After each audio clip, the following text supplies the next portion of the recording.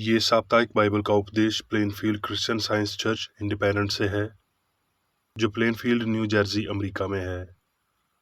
अधिक जानकारी के लिए कृपया हमारी वेबसाइट पर जाएं www.plainfieldcs.com। आपके ध्यान के लिए ये पाठ रविवार 28 मार्च 2021 के लिए है।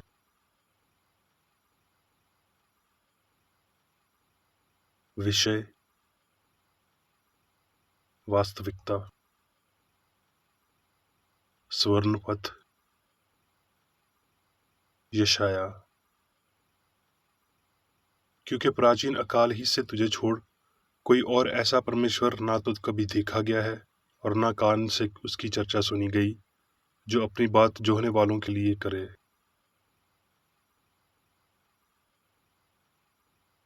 उत्तरदायी ध्यान। यशाया। हे इस्राएल तेरा रचने वाला और हे याकूब तेरा सर्जनहार यहोवा अब यूं कहता है, मत डर, क्योंकि मैंने तुझे छुड़ा लिया है, मैंने तुझे नाम लेकर बुलाया है, तू मेरा ही है। जब तू जल में होकर जाए, मैं तेरे संग संग रहूंगा, और जब तू नदियों में से होकर चले, तो वो तुझे ना डुबो सकेंगी। जब तू आग में चले, तब तुझे आँच न लगेगी, और उसकी लौ तुझे ना जला सकेगी। मेरी दृष्टि में तू अनमोल और प्रस्तुति ठहरा है, और मैं तुझसे प्रेम रखता हूँ। इस कारण मैं तेरे संति मनुष्यों को और तेरे प्राण के बदले में राज्य राज्य के लोगों को दे दूंगा। मत डर, क्योंकि मैं तेरे साथ हूँ। मैं तेरे वंश को पूर्व से ले आऊंगा और पश्चिम से भी इकट्ठा करूंगा। मैं उत्तर से कहूंगा दे दे, और दक्षिण से कि रोक मत। मेरे पुत्रों को दूर से और मेरी पुत्रियों को पृथ्वी की छोर से ले आओ। हर एक को जो मेरा कहलाता है, जिसको मैंने अपनी महिमा के लिए सर्जा, जिसको मैंने रचा और बनाया है।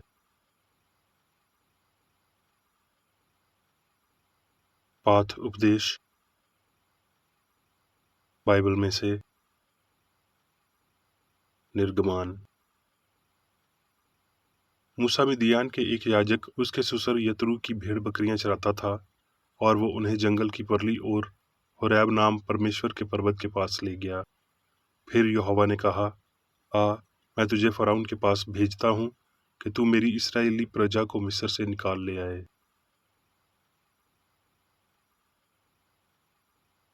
निर्गमान। तब मूसा ने उत्तर दिया कि वो मेरी प्रतीति न करेंगे और ना मेरी सुनेंगे, वरन कहेंगे कि यहोवा ने तुझको दर्शन नहीं दिया। यहोवा ने उससे कहा, तेरे हाथ में वो क्या? वो बोला, लाठी। उसने कहा, उसे भूमि पर डाल दे। जब उसने उसे भूमि पर डाल दिया, तब वो सांप बन गई, और मूसा उसके सामने से भागा। तब यहोवा ने मूसा से कहा, हाथ बढ़ाकर उसकी पूंछ पकड़। तब उसने हाथ बढ़ाकर उसको पकड़ा, तब वो उसके हाथ में फिर लाठी बन गई। वो लोग प्रतीति करें कि तुम्हारे पितारों के परमेश्वर अर्थात इब्राहिम के परमेश्वर, इसहाक के परमेश्वर और याकूब के परमेश्वर यहोवा ने तुझको दर्शन दिया है। फिर यहोवा ने उससे ये भी कहा कि अपना हाथ छाती पर रख कर ढांप। सो उसने अपना हाथ छाती पर रख कर ढांप लिया। फिर जब उसने निकाला, क्या देखा कि उसका हाथ कोढ़ के कारण बर्फ के समान सफेद हो गया है। तब उसने कहा, अपना हाथ छाती पर रख कर फिर से ढांप। और उसने अपना हाथ छाती पर रख कर ढांप लिया, और जब उसने उसको छाती पर से निकाला, तब क्या दिखता है कि वो फिर सारे देह के समान हो गया है।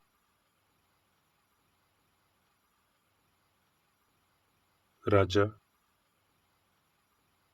अराम का राजा इसराइल से युद्ध कर रहा था, और सम्मति करके अपने कर्मचारियों से कहा कि उम्मुख स्थान पर मेरी छावनी होगी। तब परमेश्वर के भक्त ने इसराइल के राजा के पास कहला भेजा कि चौकसी कर और उम्मुख स्थान से होकर न जाना, क्योंकि वहां अरामी चढ़ाई करने वाले हैं। तब इसराइल के राजा ने उस स्थान को, जिसकी चर्चा करके परमेश्वर के भक्त ने उसे चिताया था, भेजकर अपनी रक्षा की। और उस प्रकार एक दो बार नहीं, वरन बहुत बार हुआ। इस कारण अराम के राजा का मन बहुत घबरा गया। सो उसने अपने कर्मचारियों को बुलाकर उनसे पूछा, क्या तुम मुझे ना बताओगे कि हम में से कौन इसराइल के राजा की ओर का है? उसके एक कर्मचारी ने कहा, हे मेरे प्रभु, हे राजा, ऐसा नहीं है। अलीशा जो इसराइल में भविष्य अद्विकता है, वो इसराइल के राजा को वो बातें भी बताया करता है जो तू शियन की कोठरी में बोलता है। राजा ने कहा, जाकर देखो वो कहाँ है, तब मैं भेजकर उसे पकड़वा मंगवाऊंगा। और उसको ये समाचार मिला कि वो दोतान में है। तब उसने वहां घोड़ों और रथों समेत एक भारी दल भेजा और उन्होंने रात को आकर नगर को घेर लिया। भोर को परमेश्वर के भक्त का टहलुआ उठा और निकलकर क्या देखता है कि घोड़ों और रथों समेत एक दल नगर को घेरे हुए पड़ा है। और उसके एक सेवक ने उससे कहा, हाय मेरे स्वामी, हम क्या करें? उसने कहा, मत डर, क्योंकि जो हमारी ओर हैं वो उनसे अधिक हैं जो उनकी ओर हैं। तब अलीशा ने ये प्रार्थना की, हे यहोवा, इसकी आंखें खोल दे कि ये देख सके। तब यहोवा ने सेवक की आंखें खोल दी, और जब वो देख सका तो क्या देखा कि अलीशा के चारों ओर का पहाड़ अग्नि में घोड़ों और रथों से भरा हुआ है।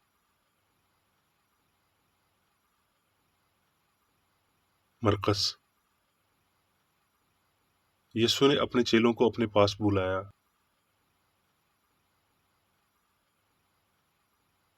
मरकस। और जब वो और उसके चेले और एक बड़ी भीड़ यरू से निकली थी, तो तमाई का पुत्र बरतमाई, एक अंधा भिखारी, सड़क के किनारे बैठा था। वो ये सुनकर कि यीशु नासरी है, पुकार पुकार कर कहने लगा कि हे दाऊद के संतान यीशु, मुझ पर दया कर।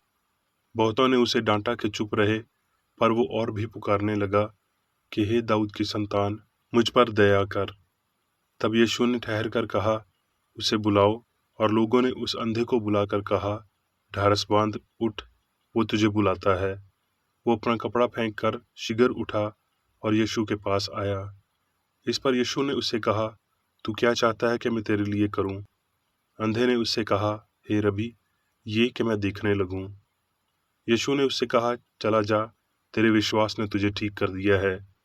और वो तुरंत देखने लगा और मार्ग में उसके पीछे हो लिया।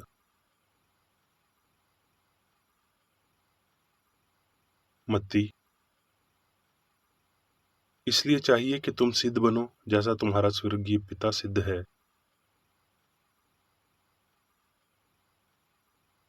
करन्थियों। इसलिए जब हम पर ऐसी दया हुई कि हमें ये सेवा मिली, तो हम हिया नहीं छोड़ते। परंतु यदि हमारे सुसमाचार पर पर्दा पड़ा है, तो ये नाश होने वालों ही के लिए पड़ा है, और उन अविश्वासियों के लिए जिनकी बुद्धि को इस संसार के ईश्वर ने अंधा कर दिया है, ताकि मसीह जो परमेश्वर का प्रतिरूप है, उसके तेजों में सुसमाचार का प्रकाश उन पर ना चमके। इसलिए कि परमेश्वर ही है जिसने कहा कि अंधकार में से ज्योति चमके, और वही हमारे हृदयों में चमका, कि परमेश्वर की महिमा की पहचान की ज्योति यीशु मसीह के चेहरे से प्रकाशमान हो। हम चारों ओर से क्लेश तो भोगते हैं, पर संकट में नहीं पड़ते। निरुपाय तो हैं, पर निराश नहीं होते। सताए तो जाते हैं, पर त्यागे नहीं जाते। गिराए तो जाते हैं, पर नाश नहीं होते। इसलिए हम हिया नहीं छोड़ते। यदि आप ही हमारा बाहरी मनुष्य तो नाश भी होता जाता है, तो भी हमारा भीतर मनुष्य तो दिन प्रतिदिन नया होता जाता है, क्योंकि हमारा पल भर का हल्का सा क्लेश हमारे लिए बहुत ही महत्वपूर्ण और अनंत महिमा उत्पन्न करता जाता है। और हम तो देखी हुई वस्तुओं को देखते रहते हैं, क्योंकि देखी हुई वस्तुएं थोड़े ही दिन की हैं, परंतु अनदेखी वस्तुएं सदा बनी रहती हैं। इफसियों। हम उसके बनाए हुए हैं और मसीह यीशु में उन भले कामों के लिए सिरजे गए जिन्हें परमेश्वर ने पहले से हमारे करने के लिए तैयार किया। अब मैं मेरी बेकर रेड्डी द्वारा क्रिश्चियन साइंस की किताब विज्ञान और स्वस्थ शास्त्रों की कुंजी के साथ के सहा संबंधी अंश पढ़ूंगा।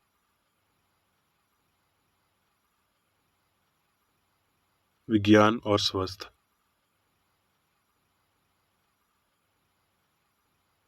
ईश्वर और उसकी रचना में सभी वास्तविकता सामंजस्यपूर्ण और शाश्वत है।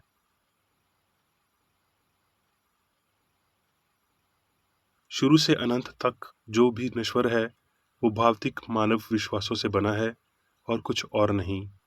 केवल वही वास्तविक है जो ईश्वर को दर्शाता है।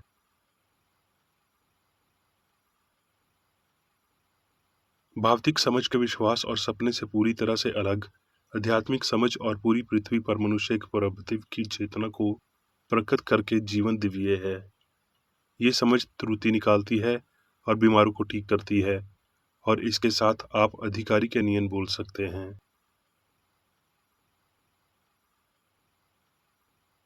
इब्रानी शरीयत देने वाला भाषण की धीमी गुट्टी लोगों को ये समझने में निराश करता है जो उसे बताया गया था। जब अपने डंडे को गिराने के लिए प्राज्ञा ने नेतृत्व किया तो उसने देखा कि ये सांप बन गई, तो उसके आगे मूसा भाग निकला, लेकिन ज्ञान ने उसे वापस आकर सांप को पकड़ने के लिए मजबूर किया, और तब मूसा का भय दूर हो गया। इस घटना में विज्ञान की वास्तविकता देखी गई थी। पदार्थ को केवल एक विश्वास के रूप में दिखाया गया था। ज्ञान की बात के मुताबिक सांप दुष्ट दिव्य विज्ञान को समझने के माध्यम से नष्ट हो गया था, और ये सबूत एक कर्मचारी बना जिसके आगे झुकना था। मूसा के भरम ने उसे खतरे में डालने वाली अपनी शक्ति खो दी जब उसने पाया कि जो कुछ उसने देखा था वो स्पष्ट रूप से वास्तव में था, लेकिन ये नश्वर विश्वास का एक शरण था। ये वैज्ञानिक रूप से प्रदर्शित किया गया था कि कुष्ठ रोग नश्वर मन का निर्माण था और ना ही पदार्थ की स्थिति।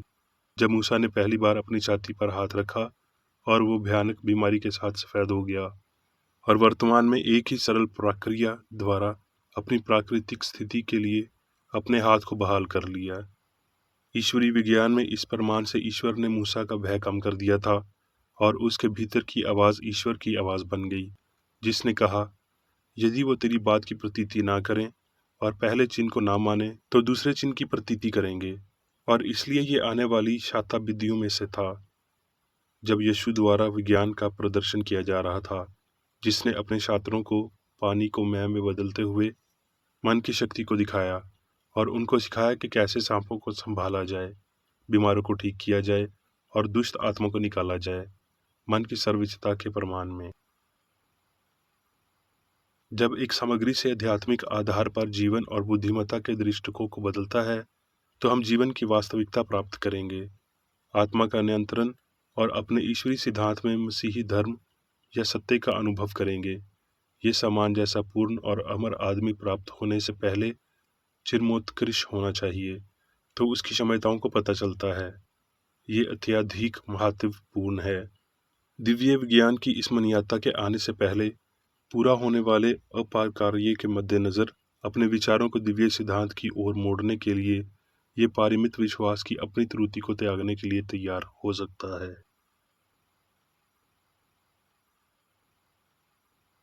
आलोचकों को विचार करना चाहिए कि तथाकथित नश्वर मनुष्य की वास्तविकता नहीं है। तब वो मसीह के आने के संकेत को निहारते हैं। मसीह भगवान के आध्यात्मिक या सच्चे विचार के रूप में अब पुराने के रूप में आता है। गरीबों को सुसमाचार प्रचार करना, बीमारों को ठीक करना और बुराइयों को बाहर निकालना।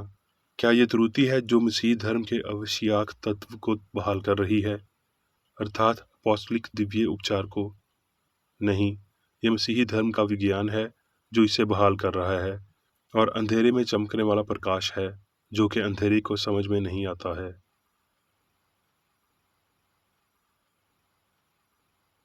भौतिक शरीर और मन लौकिक हैं, लेकिन वास्तविक मनुष्य आध्यात्मिक और शाश्वत है। असली आदमी की पहचान नहीं खोई है, लेकिन इस स्पष्टीकरण के माध्यम से पाया जाता है। इसके लिए अस्तित्व और सभी पहचान के प्रति सुचेत विभाजित है और अपरिवर्तित रहता है। जब भगवान सब और अनंत काल के हैं, तब ये असंभव है कि मनुष्य को वास्तविक रूप से खोना चाहिए। ये धारणा के मन पदार्थ में है, और तथाकथित सुख और पीड़ा, जन्म, पाप, बीमारी और पदार्थ की मृत्यु वास्तविक हैं। एक नश्वर विश्वास है, और ये विश्वास वो सब है जो कभी खो जाएगा। मनुष्य की अपनी परिभाषा को जारी रखते हुए हमें ये याद रखना चाहिए कि सामान जैसे पूर्ण और अमर आदमी हमेशा के लिए अस्तित्व में है, और किसी भी जीवन, पदार्थ और बुद्धि के नश्वर भ्रम से परे और हमेशा मौजूद है। ये कथान तथ्य पर आधारित है, काल्पनिक नहीं।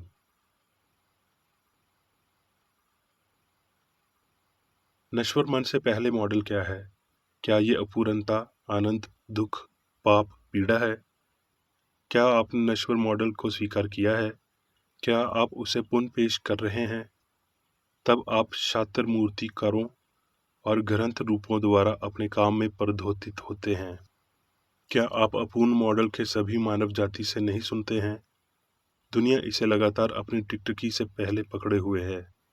परिणाम यही है कि आप उन निचले पीड़न का पालन करने के लिए उत्तरदायी हैं, अपने जीवन अकाल को सीमित करते हैं और अपने अनुभव को नए रूप रेखा और पदार्थ के मॉडल की विकृति में अपनाते हैं। इसे ठीक करने के लिए हमें पहले अपनी टिकटकी को सही दिशा में मोड़ना होगा और फिर उस रास्ते पर चलना होगा। हमें विचार में आदर्श मॉडल बनना चाहिए और उन्हें लगातार देखना चाहिए, या हम इन्हें भव्य और महान जीवन में कभी नहीं चुनेंगे। निःस्वार्थता, अच्छाई, दया, न्याय, स्वास्थ्य, पवित्रता, प्रेम, स्वर्ग का राज्य हमारे भीतर राज करे, और पाप, मृत्यु और बीमारी तब तक कम हो जाएगी जब तक वो अनंतता गायब नहीं हो जाते।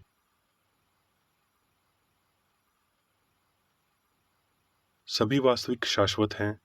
पूर्णता वास्तविकता को रेखानंत कराती है। पूर्णता के बिना कुछ भी पूर्ण वास्तविक नहीं है। सभी चीजें गायब होती रहेंगी जब तक पूर्णता प्रकट ना हो जाए, वास्तविकता सामने ना आ जाए। हमें सभी जगहों पर भूतों के बारे में विचार छोड़ने चाहिए। हमें अंधविश्वास के अस्तित्व को स्वीकार नहीं करना चाहिए, लेकिन हमें इसमें सभी विश्वास पैदा करना चाहिए और बुद्धिमान होना चाहिए।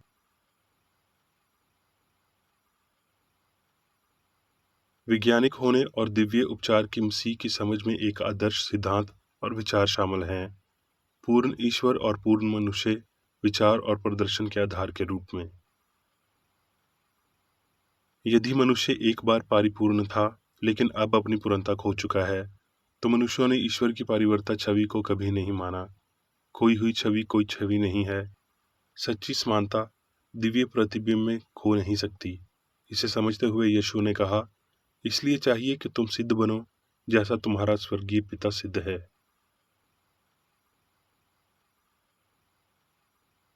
अपने आदर्श के विपरीत अपने आदर्शों को अपने विचारों में उपस्थित होने दें।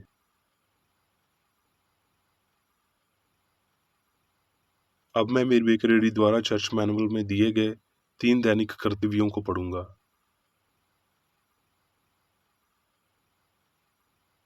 दैनिक प्रार्थना। प्रत्येक दिन प्रार्थना करने के लिए इस चर्च के प्रत्येक सदस्य का कर्तव्य होगा, तुम्हारा राज्य आए, ईश्वरीय सत्य, जीवन और प्रेम के शासन को मुझ में स्थापित कर और मुझ पर शासन कर, और तेरा वचन सभी मनुष्यों के स्नेह को समृद्ध कर सकता है और उन पर शासन कर।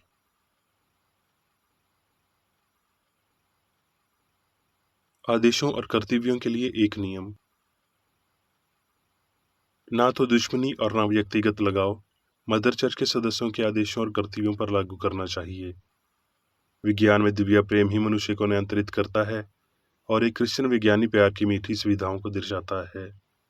प्यार में डांटने पर, सच्चा भाईचारा, परोपकार और क्षमा में इस चर्च के सदस्यों को प्रतिदिन ध्यान रखना चाहिए और सभी बुराई दूर करने, भविष्यवाणी, न्याय करने, निंदा करने, परामर्श देने, प्रभावित करने या गलत तरीके से प्रभावित होने से बचने के लिए प्रार्थना करनी चाहिए।